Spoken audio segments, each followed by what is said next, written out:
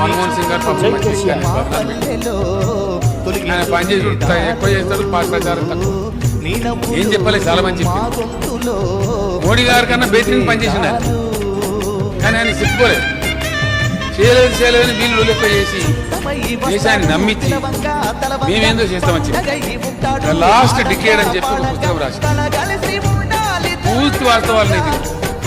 ప్రజలేమో పౌరసత్వం వదులుకొని పారిశ్రామికవేత్తలు పారిపోతున్నారు, పరిశ్రమలు మూతబడుతున్నాయి, ద్రవ్యోల్బణం పెరిగిపోతున్నది.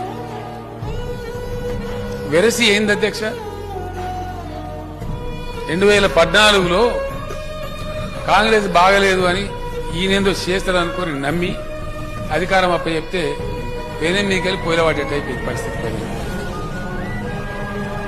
మోడీ గారు గెలిచినారు, భారతీయ జనతా పార్టీ గెలిచింది, భారతదేశ ప్రజలు ఓడిపోయారు అధ్యక్ష.